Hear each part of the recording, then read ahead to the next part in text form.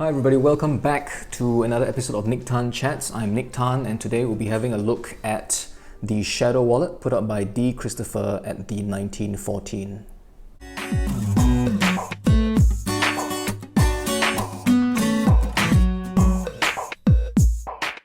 Alright, so it's been a while since I've done a magic and mentalism review video, but for those of you who are subscribers, thank you so much for your support. Thank you so much for watching my videos. If you are not yet a subscriber, well, if you like what you see, click the subscribe button, hit the bell notification button as well, so that you'll be notified as and when I upload any of these little bits of magic review videos.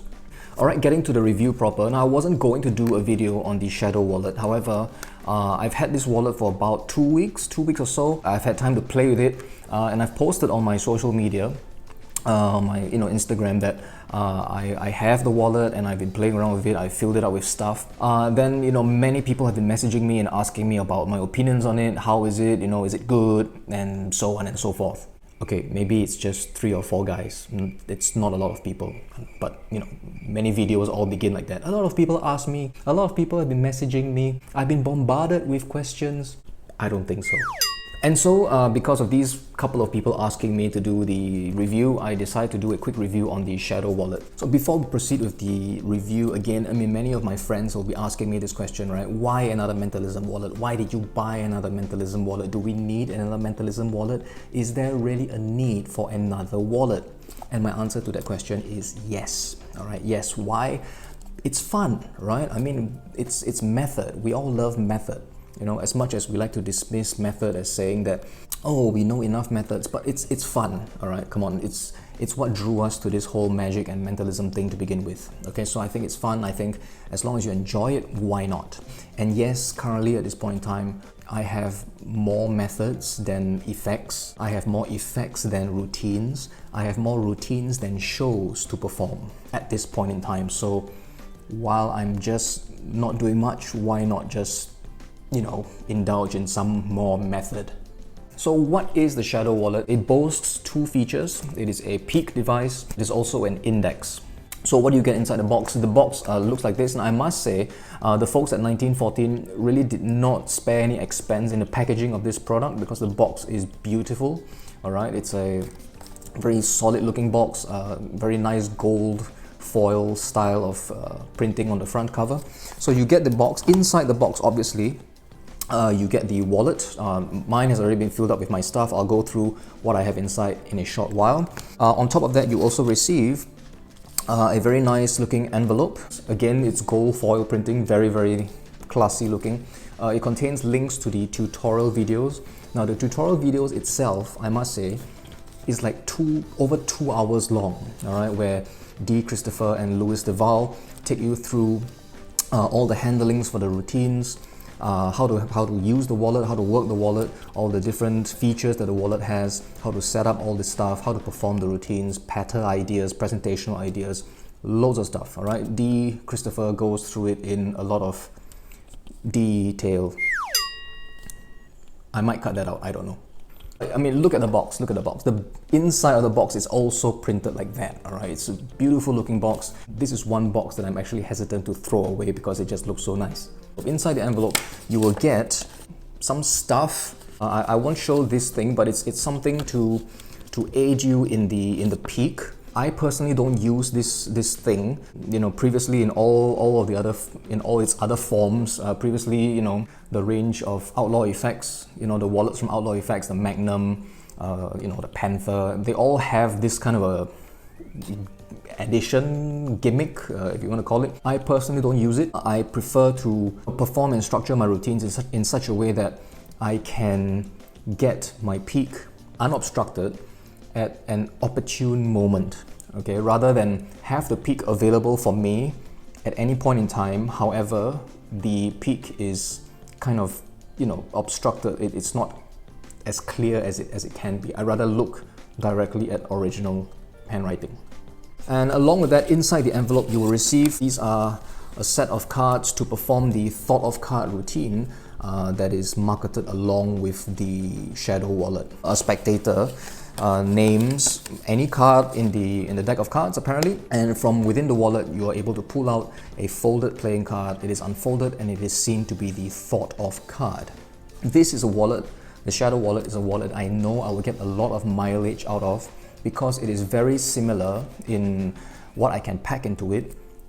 Similar to the Stealth Assassin wallet that was put out by Alakazam. I got a lot of mileage out of the Stealth Assassin wallet in the days when I was performing close-up, mingling, mind reading, pre-event dinners, or the occasional restaurant. I would consider this to be like a streamlined Stealth Assassin wallet. I mean, there's a lot of space in this. Okay, I'm going to show you how much I pack into this at this point in time. Let's see, on the front over here in this slot I have this is Will to Read. Okay, Will to Read by Steve Della. Over here I have something that I picked up from Paul Canazzo many years ago. This is Lexicology. I made it into my own list of words and my own kind of phrasing for certain things, but the bulk of it, the method and all, is Paul's. Inside here I have a stack of 10 Zener cards, okay, ESP cards, okay, 10 of them. Again, this is from Paul Canazzo, okay, I think he calls it the Travel ESP set. I have a bill. Now this bill is something that I keep inside there, which I use to perform a close-up routine of mine, which I usually use to close. It's my closing effect actually for like a group of people in a close-up situation. Then in the back over here, okay, of the wallet, we have space for extra billets, okay, extra billets, which you can do a lot of stuff with that already. Inside here, something known as the Thought Association card. This is again something I bought many years ago when it first came out. This is from Steve Yachin. Yeah. I'll put the name on the screen, okay? I'm sure I'm going to say the name wrongly, okay? But the Thought Association card.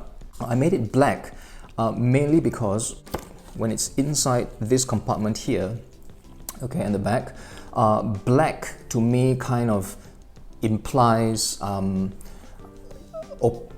opacity, implies opacity, implies opaqueness, cannot see throughness. Okay, to me that looks pretty solid, so that even if anybody gets a glimpse of the underneath or the underside while a card is inside the peak compartment, they won't suspect anything, because this looks like a solid black thing. There's no way you can see through that. On top of all this stuff that is inside the wallet, there is still the routine that I perform with the index. Now, I won't show you the billets that I'm using for the index. I don't use the Thought of card to wallet.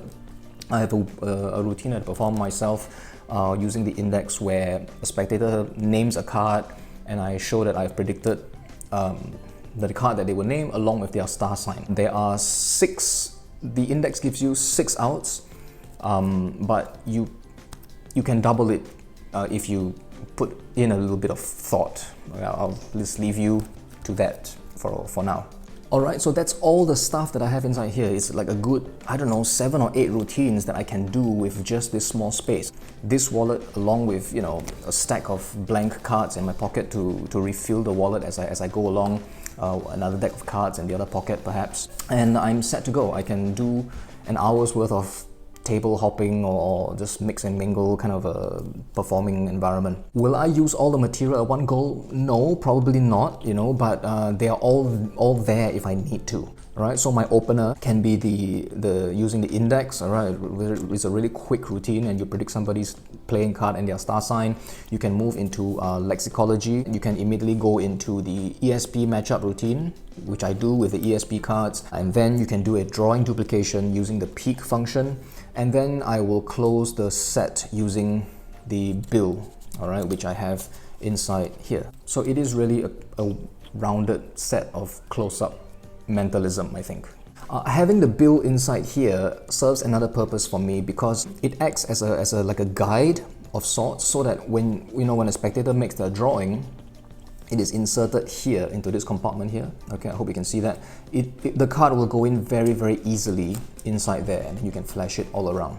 Okay, without the bill here, the edge of the card might get caught in the billets that are in the index, or it might get caught in the index itself. So it's a bit hard, a bit fiddly to put in. But with a bill like that, compartmentalizing the loading chamber, the peak chamber, the card goes in very, very smoothly with no problems whatsoever. A little note about the peak, you will get a full billet peak, okay? So if your billet is the size of like a playing card even, okay, if it's so large you will still see everything. Something like this, I will definitely get to see 100% of the card with no problems whatsoever. This is one of those peaks where you do need to go back to the wallet to get another card or remove something, and that is a sacrifice, a compromise rather, that I'm willing to make, given that it's got an index built in and there's just so much space I can pack into this, right? If you use Louis Laval's handling, Louis Laval has got a lovely presentation for drawing duplication in the video. It's called Memory Box, I think. He's a bit more daring with how he uses the peak, okay, how he gets the peak. You can do that if you want to, and in that case, all you have to do is just place the billet in, you lay the wallet in their hands, they close it in their hands, and you're done. You have whatever you need. It's a bit gutsy, but you can do it that way as well. So overall, I mean, I really like the wallet. I think it's really nice, really compact, and it's functional as well, right?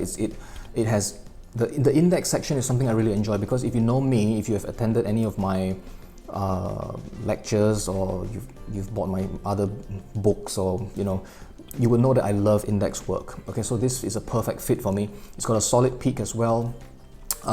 So those two features alone built into one small space like this, and being able to contain so much more material, I think makes this really worker material, right? Just have this in your suit and you are ready to go and entertain a whole bunch of people.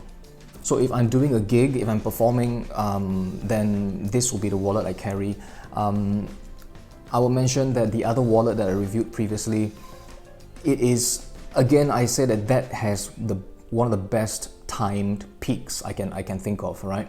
However, that one is probably one that I'll use for, when I'm out and about. I'm not going to be performing a lot. I know it's just going to be, even if I'm asked to perform, it's just a one-off thing, and I'll just do a quick drawing duplication, and that is a very strong method for drawing duplication. However, if I'm out performing a show, if I'm working, then this will be a wallet that is more suitable for me, because I can pack a lot of stuff inside. But again, as always, I picked up my copy from Cassidy at The Fundamentals, so if you'd like a copy, you can contact him as well. I'll put the links in the description box down below.